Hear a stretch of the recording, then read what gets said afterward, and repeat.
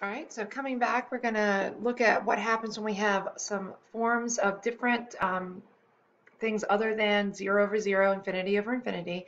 However, before I do that, I do want to take a look at one-sided limits because I do want you to be very careful about one-sided limits when you're calculating it. So here we're looking at as x approaches 0 from both the right and the left of the same function. If we attempt to check what form we have. If I plug in 0, sine of 0 is 0, 0 squared is 0. So we are of the correct form to use L'Hopital. So I'm going to go ahead and do my derivative of the top, derivative of the bottom. Notice I'm kind of ignoring the 0 from the right.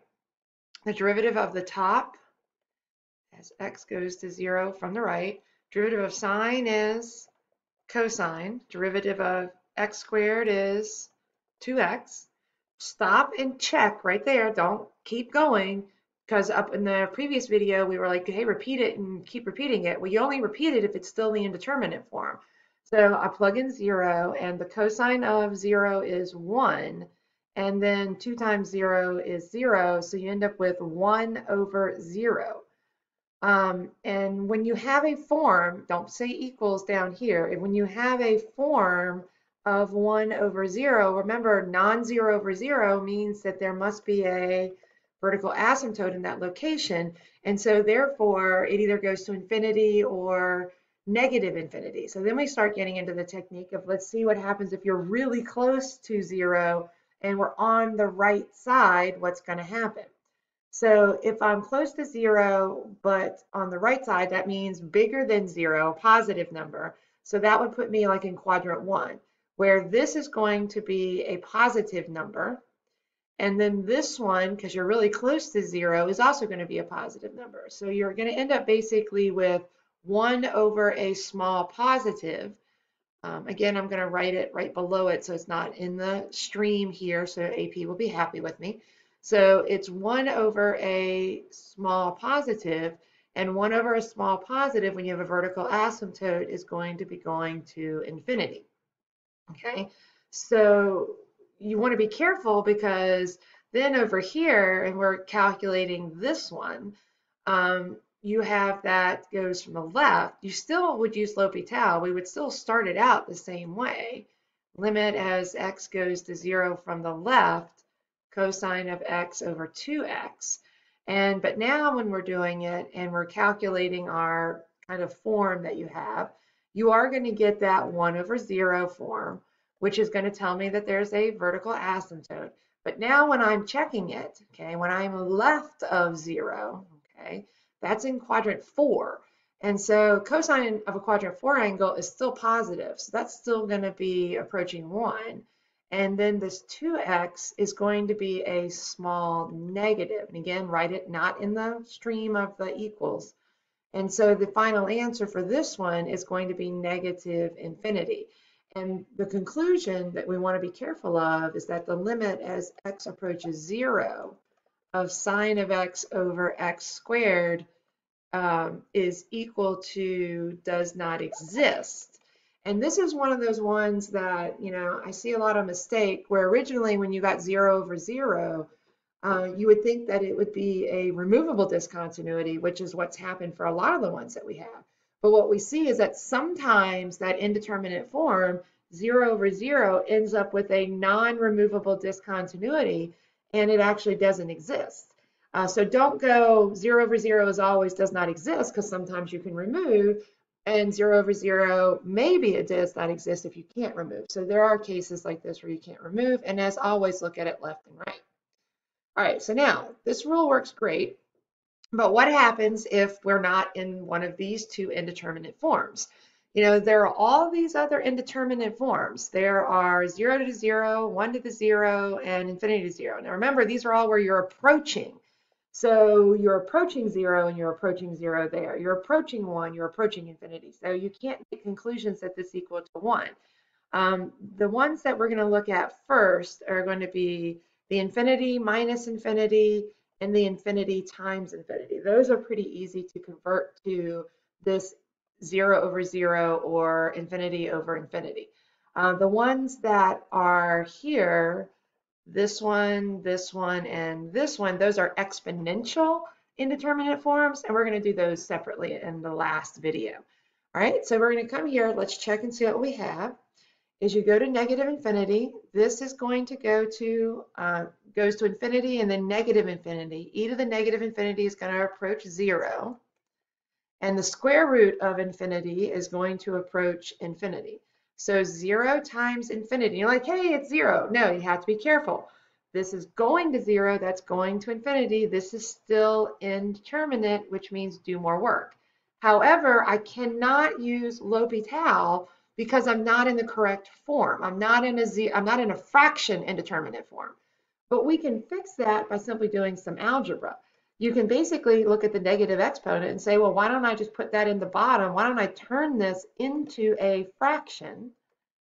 And so I would have square root of x over e to the x. And once I get it in this, now my form is the top is going to infinity, the bottom is going to infinity. Now I'm in the correct form, and then we can use L'Hopital. So, and again, I also could use survival of the fastest because it's slow growth, really fast growth. The bottom wins, it's going to be 0. But you can now use L'Hopital on it. And so this kind of works for whether I'm doing survival of the fastest or L'Hopital. I'm actually not going to do L'Hopital because I mean, like once I get to there, I probably would never do L'Hopital on that one because of the survival of the fastest. But the technique is the same. You have to get it to a fraction indeterminate form. So we convert from 0 times infinity to infinity over infinity. Okay. And in products, that's really easy because if it has a negative exponent, you move it to the bottom. And if it doesn't have a negative exponent, then put a negative exponent on it and move it to the bottom. And then so you could do different things with that. All right, let's take a look at this one. And again, this is one of the ones that we did at the very beginning that we had estimated what the value was going to be for that. I forget what it was. I think it was 1/2. But when we look at this one, it's a right-sided limit that doesn't really bother me so much. When I plug it in, you're going to end up with 1 over 0 minus 1 over 0, which is infinity minus infinity. So we do have an indeterminate form, which means do more work. But unfortunately, it's not a form that you can use L'Hopital for. So what we want to do is we want to turn this into one of the forms that we can. Now, the nice thing about this one is it's kind of the work that I had done on the first page when I was trying to figure out how to do it. When I have two fractions that I am subtracting and I'm in a subtraction indeterminate form, I can get it to one fraction and have a fraction indeterminate form simply by getting a common denominator. So I do go ahead and get that common denominator, and I had done that on the previous page. I'm just going to bring it in. You would have your x minus 1 minus natural log of x over natural log of x times x minus 1. Now, once I get it to a single fraction, then I check. If I plug in 1, I'm going to get 0 on the top. So now my form is 0 over, and I plug in the bottom, 0 times 0 is 0. So now I'm in the correct form, and I can use L'Hopital. And we had been stuck on this on the other page because we were trying to figure out a way to do it. And you're like, what do I do from here? Well, now let's just go ahead and let's do L'Hopital. So we're going to take the derivative of the top. So again, bring your limit down because we haven't taken it yet. Derivative of x is 1. Derivative of negative 1 is 0. The derivative of natural log of x is 1 over x. Then we take the derivative of the bottom. Now, product rule, so make sure you're using your product rule. Let me move myself over here. So product rule would be the second times derivative of the first minus the first times derivative of the second. So that gets us to here. Let's figure out if we're still indeterminate. So I plug in 1, and I am going to be of the form 0 on the top. And then if I plug in 1, I'm going to get 1 over 1 times 0 minus 0. So I'm still 0 over 0. So I'm like, I'm not done yet. I still have some work I can do. Couple of things that you're looking at. This one, I could use L'Hopital again, or I can remember that LCM times LCM where you multiply by the denominators to clear the denominators. I'm going to try that technique. It's all about having a tool bag that you can work with different things and see how it works. X times 1 over x is going to give me x minus 1 minus x natural log of x. Let's see if that helped me. Now as I'm going to 1, I get 0 over, oh shoot, I so thought that was going to help me. It's still going to be 0 over 0. All right, so let's try L'Hopital again. Now, and sometimes that's what happens. You kind of go south a little bit and you're like, okay, keep going.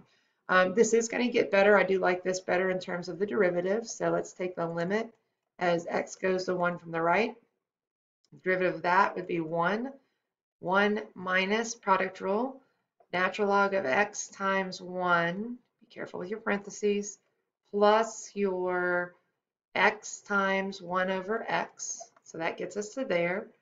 Let's check where we're at. I'm going to go ahead and cancel because you know it's always, if you see something like that, remove it. And I think I may have removed my problem.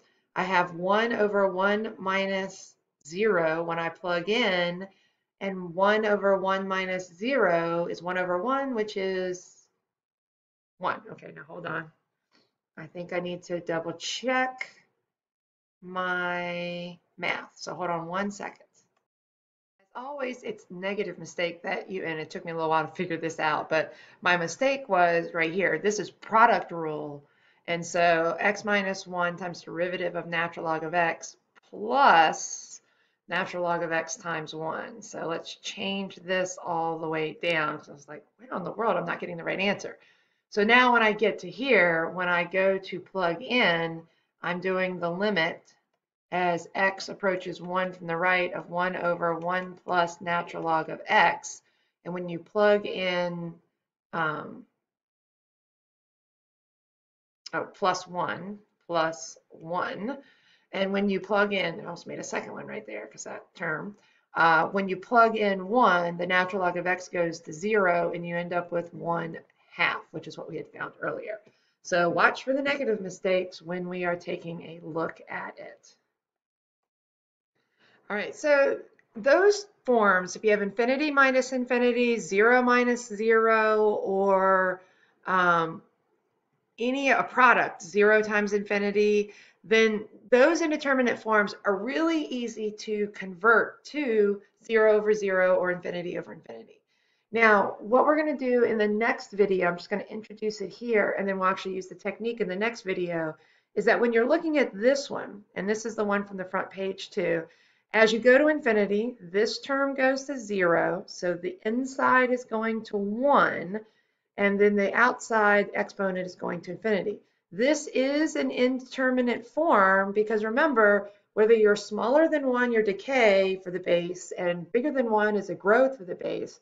And so it kind of matters how you get to 1 and how you're going to infinity there. So this is still indeterminate. Don't be, hey, that answer is 1. It's not 1. We have to figure out how these two things went to those places.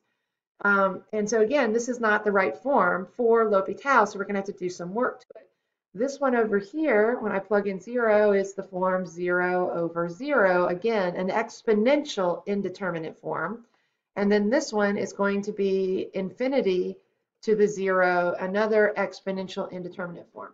And so I'm going to stop this video, come back in for the last part, part 4, and that will talk about, well, how do we deal with exponential indeterminate forms, and how do we take those indeterminate forms and convert to the correct 0 over 0 or plus or minus infinity over infinity so that we can use L'Hopital's rule. All right, and so I will see you in part 4.